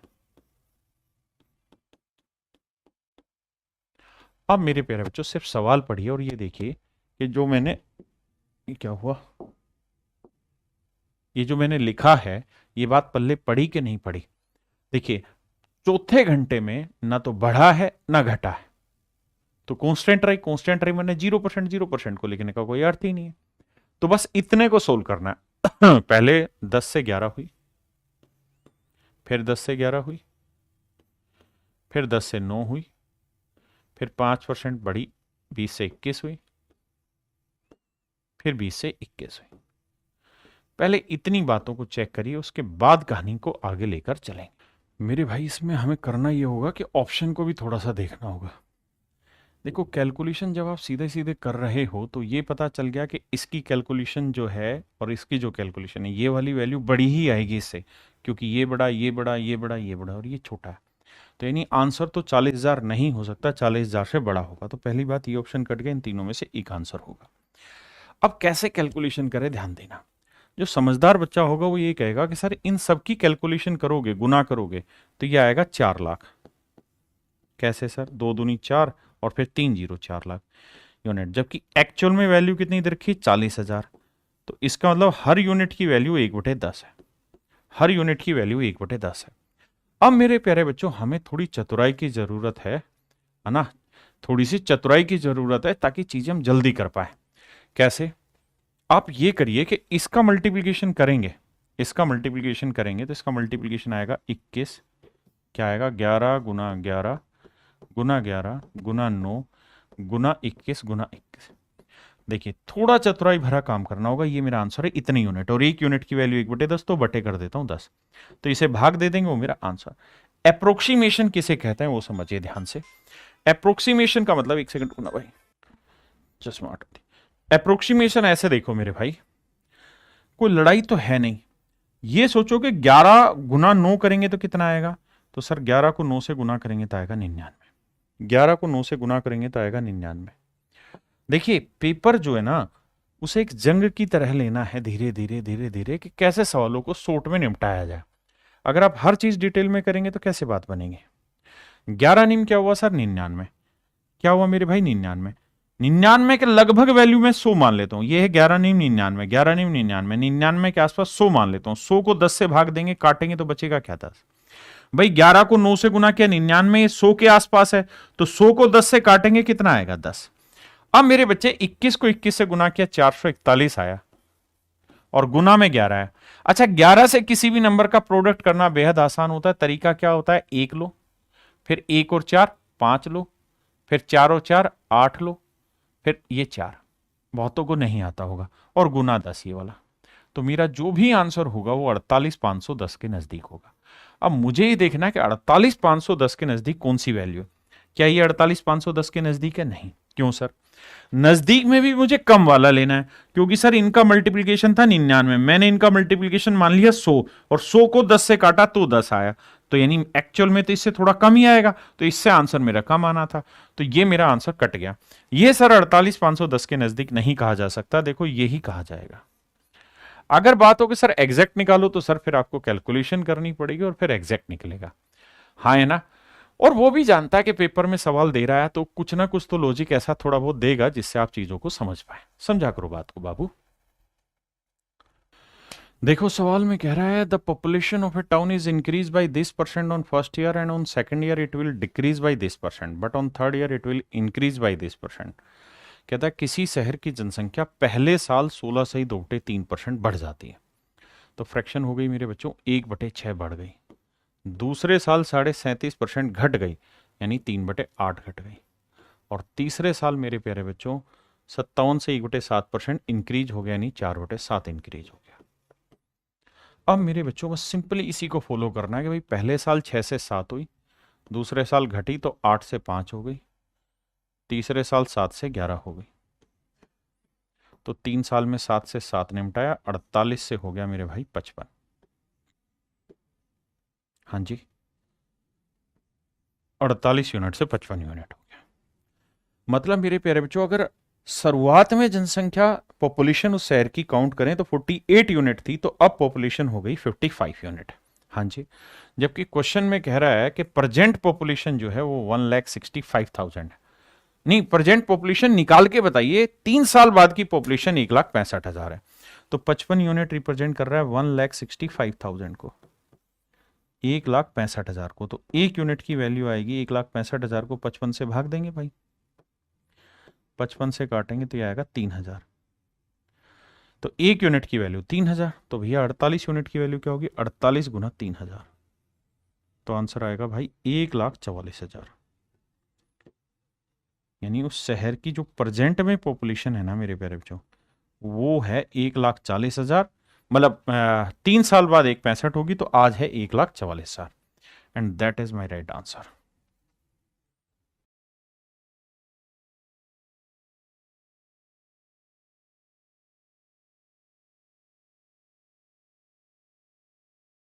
मेरे प्यारे बच्चों, man spends 5% of his total income in travelling and 20% of the rest spent in food. कहता है एक आदमी अपनी टोटल इनकम का 5% तो ट्रैवलिंग पे खर्च कर देता है। कहता है जी 5% तो ट्रैवलिंग पे खर्च कर रहा है, फिर बचे हुए का 20% वो खर्च कर रहा है खाने पे। देखिए मेरे भाई, ये सारे के सारे सवाल आपने डिटेल पढ़े हुए हैं परसेंटेज में, मैंने उन्हीं के शॉर्टकट बताने की यहाँ कोशिश की सक्सेसफुल से। अब ध्यान देना, 5% की फ्रैक्शन हुई 1/20, 20% की फ्रैक्शन हुई 1/5, यानी अगर उसके पास 20 रुपए थे तो 1 रुपया खर्च कर दिया, बचे 19। अब 5 है तो 1 रुपया खर्च करके कितना बचा, 4। बिल्कुल ठीक है, यानी अगर उसके पास 20 थे तो 5 बचे, 19 थे तो 4 रह गए, मतलब 20 से 19 हो गया, 5 से 4, तो मैं ये कहूंगा कि यार 100 यूनिट से वो कितना हो गया, 76 यूनिट हो गया। यानी अगर उसके पास शुरुआत में 100 यूनिट थे तो अब हो गए 76 यूनिट उसके पास बचे। मतलब एक आदमी था, अपने घर से निकला, 5% उसने ट्रैवलिंग में खर्च कर दिया, बचे हुए का 20% खाने पे खर्च कर दिया, यानी 100 यूनिट अपनी जेब में डाल के चला था, तो 76 यूनिट उसने, मतलब 76 ही यूनिट उसके पास बचे, 76 यूनिट उसके पास बचे। और सवाल में कह रहा है कि जब उसने ये काम कर लिया ना, ट्रांसपोर्ट और फूड वाला काम, यात्रा और भोजन पे खर्च कर दिया, तो फिर 120 रुपए उसने दान दे दिए, 120 रुपए दान में दे दिए, तो मेरे प्यारे बच्चों 120 रुपए डोनेट करता है, तो 120 रुपए मेरे भाइयों डोनेट कर देता है, 120 रुपए का दान दे देता। अच्छा जी, इसका मतलब भाई, इसका मतलब मुझे भी नहीं पता। यानी जो पैसे अब उसके पास बचे हैं, यानी अगर मान लीजिए 8 रुपए अगर उसके पास बचे हुए, दो खर्चे करने के बाद, कौन कौन से, ट्रांसपोर्ट और फूड, 8 रुपए बचे हैं, तो इसमें से भी दानवान ने 120 रुपए डोनेट कर दिया, तो 8 रुपए थे बचे हुए, अब 120 इसमें से और डोनेट कर दी, तो अब बचे हैं, कहता है 1400 रुपए। तो मेरे प्यारे बच्चों आर की वैल्यू क्या आई, 120 उधर ले जाके जोड़ोगे तो 1520। इसका मतलब यहां पे उसके पास जो रिमेनिंग बचा हुआ था वो 76 यूनिट नहीं था, 1520 रुपए बचे हुए थे। तो भैया 76 यूनिट रिप्रेजेंट कर रहा है 1520, तो 1 यूनिट की वैल्यू आएगी 76 दूनी 1 यूनिट की वैल्यू 20 रुपए। 1 यूनिट की वैल्यू मेरे प्यारे बच्चों 20 रुपए। 1 यूनिट की वैल्यू 20 रुपए। तो 100 यूनिट की वैल्यू क्या होगी? 100 गुना 20, तो आंसर हो जाएगा 2000। यानी मेरे नन्हे मुन्ने प्यारे बच्चों 2000 रुपए उसके पास शुरुआत में थे। 2 खर्चे करने के बाद 1520 बचे। इस 1520 में से फिर 120 का डोनेशन दिया, तो आखिर में बचे 1400। सवाल में ये पूछ रहा है कि भाई बताओ शुरुआत में उसके पास कितने पैसे थे, तो आंसर होगा 2000। हाँ है ना।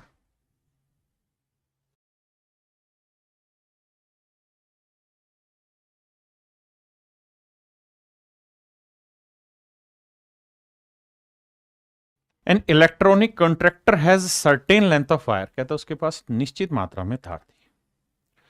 10% वायर वॉज स्टोलन, 10% तार चोरी कर लिया गया। And 70% of the remaining was sold, कहता है जितना भी तार था उसका 10% तो मेरे प्यारे बच्चों चोरी कर लिया गया। जो बच गया उसका फिर 70% बेच डाला। तो भैया 10% 1/10, 70% 7/10। मतलब अगर 10 मीटर तार था तो 1 चोरी हो गया, बचा कितना? 9। और 10 मीटर था तो 7 बेच दिया, बचा कितना? 3। यानी मेरे भाई अगर मेरे पास शुरुआत में 100 यूनिट तार था तो फाइनल में सिर्फ 27 यूनिट ही तार बचा हुआ है मेरे बाबू। 2 प्रोसेस होने के बाद मेरे पास कितना तार बचा मेरे प्यारे बच्चों? 27 यूनिट तार बचा। जबकि एक्चुअल में जो तार बचा है वो 810 मीटर बचा है। तो भैया 1 यूनिट की वैल्यू 30 मीटर। 1 यूनिट की वैल्यू 30 मीटर। तो भैया 100 यूनिट की वैल्यू 100 गुना 30, तो आंसर आ जाएगा 3000। इसका मतलब मेरे प्यारे बच्चों शुरुआत में उसके पास जो तार था उसकी एक्चुअल जो लेंथ थी वो 3000 मीटर। एक्चुअल जो लेंथ थी मेरे प्यारे बच्चों स्टार्टिंग में उसके पास कितनी थी? 3000 मीटर।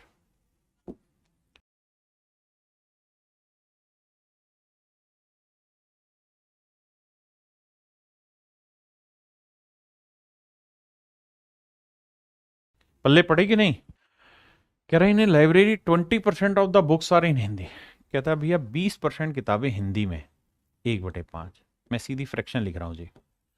अब कहता है जी जो बच गई हैं उसका 50% किताबें भैया अंग्रेजी में, 50% की फ्रैक्शन 1/2 इंग्लिश में। और अब जो बच गई हैं उसका 30% फ्रेंच में। जो बच गई हैं उसका 30% मेरे प्यारे जो फ्रेंच में, यानी 3/10। बहुत सुंदर भाई। किसी भाई ने कोई लोड लगाए थे? नहीं।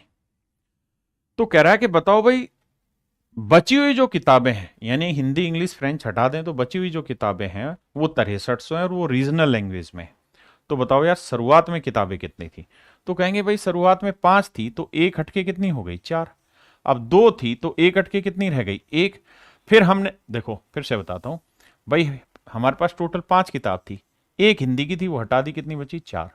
अब 2 हैं, 1 इंग्लिश की हटा दी तो बची कितनी? 1। अब 10 बची, 10 में से 3 हमने हिंदी की ना फ्रेंच की हटा दी तो बची कितनी? 7। तो कुल मिला के बाबू 2 दूनी 4, 2 5 10, यानी 25 किताबें अगर लाइब्रेरी में थी तो भाई कुल मिलाकर 7 ही यूनिट किताबें बची, जबकि किताबें बची 6300। तो 7 यूनिट 6300, 1 यूनिट 900 बाबू, तो 25 यूनिट 25 नहीं में 225, यानी लाइब्रेरी में 25 नहीं में 225 होता है ना भाई, 22,500 किताबें थी लाइब्रेरी में। मेरे प्यारे बच्चों कितनी किताबें थी? 22,500 किताबें लाइब्रेरी में थी। 22,500 किताबें लाइब्रेरी में थी।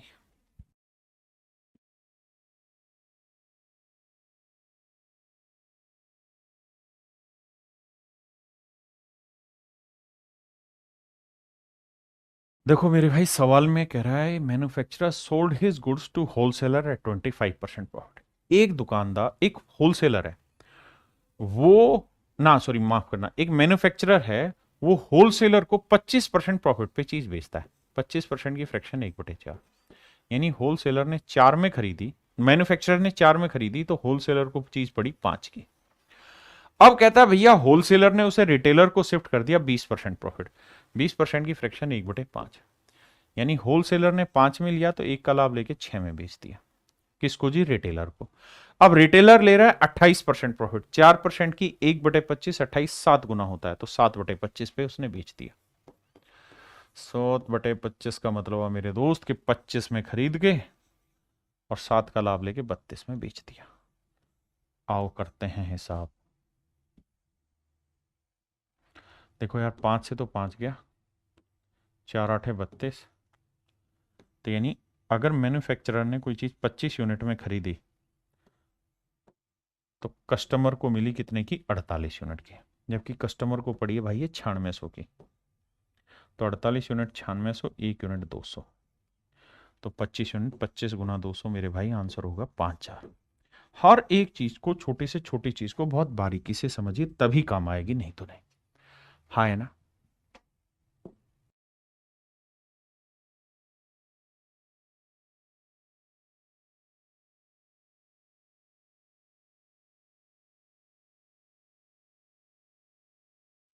और मेरे भाई ये इसके लास्ट क्वेश्चन है सक्सेसिव की कहानी का। आई सवाल में कह रहे हैं मशीन माफ करिए, machine depreciate in value each year eight the rate of 10% of its previous value. कहता हर साल अपनी प्रीवियस वैल्यू का 10% घटोतरी होगी, यानी 10% घटेगी। ठीक है जी। However, every second year there is some maintenance work so that in that particular year depreciation is only 5% of its previous value। कहता हर दूसरे साल इसमें कुछ मेंटेनेंस होगी, इसलिए भैया ये केवल 5% घटेगी। बहुत सुंदर भाई।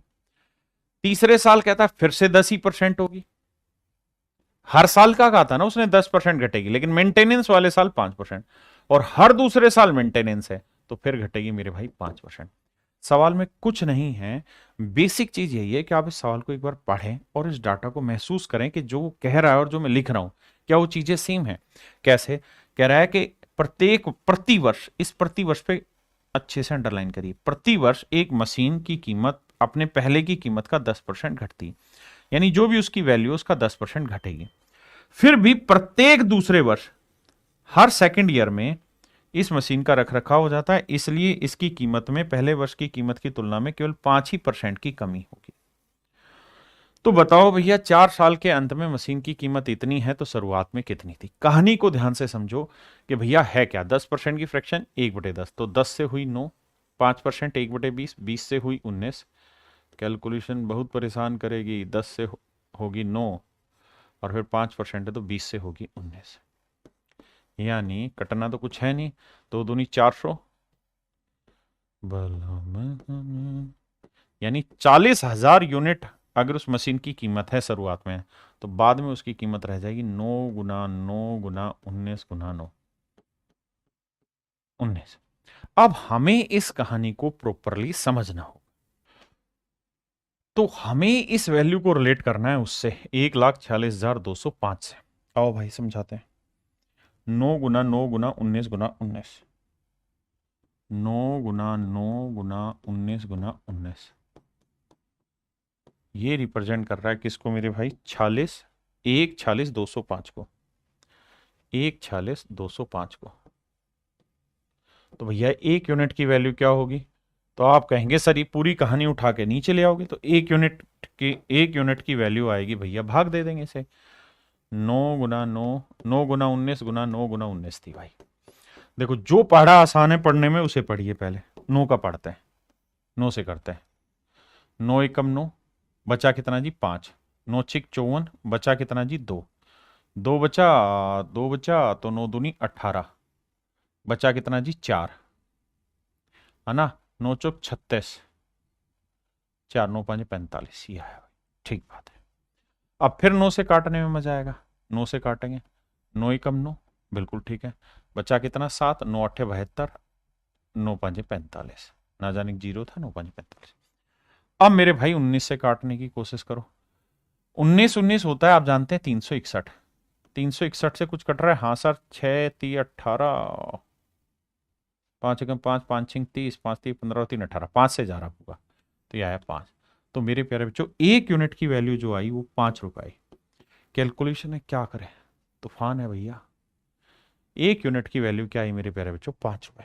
हाँ जी, अब 1 यूनिट की वैल्यू 5 रुपए है तो 40,000 की वैल्यू क्या होगी? गुना करेंगे, वो मेरा आंसर आ जाएगा, एंड दैट इज 2 लाख, जो कि मेरे प्यारे बच्चों मेरा उत्तर आएगा 2 लाख।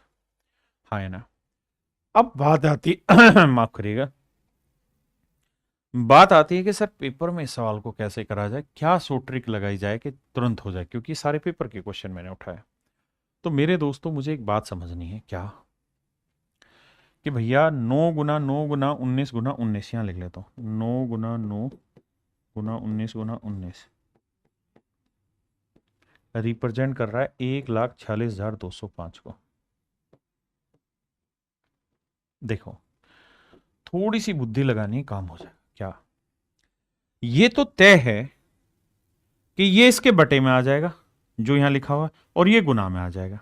और भाई मजे की बात यह कि इसमें और इसमें कुछ भी कॉमन नहीं है ना, जैसा है वैसा ही रहेगा। ठीक है जी साहब। अब मैं कहना ये चाह रहा हूं कि मेरे प्यारे बच्चों, जब ये इससे पूरा कट जाएगा, पूरा कटेगा, तभी तो आंसर पूर्णांक में आएगा, अदरवाइज तो डेसिमल में आ जाएगा। क्योंकि ये सारी कहानी बटे में लाओगे, बटे में लिखोगे तो 9 गुना 19 लिखोगे।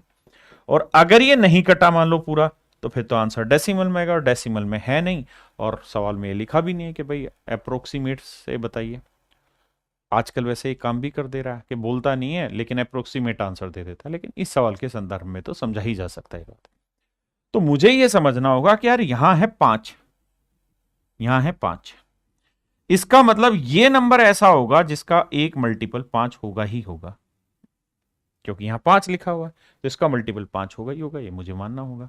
और अगर इसका मल्टीपल 5 है मेरे दोस्त, तो 5 तो इनमें से किसी से कटना नहीं है, इसका मतलब इसे काट के जो भी मेरा आंसर आएगा, या तो वो 5 आएगा या 5 का कोई मल्टीपल आएगा, 5 आएगा, 5 का कोई मल्टीपल आएगा। पहली चीज तो ये, ठीक है सर, 5 आएगा, 5 का कोई मल्टीपल आएगा।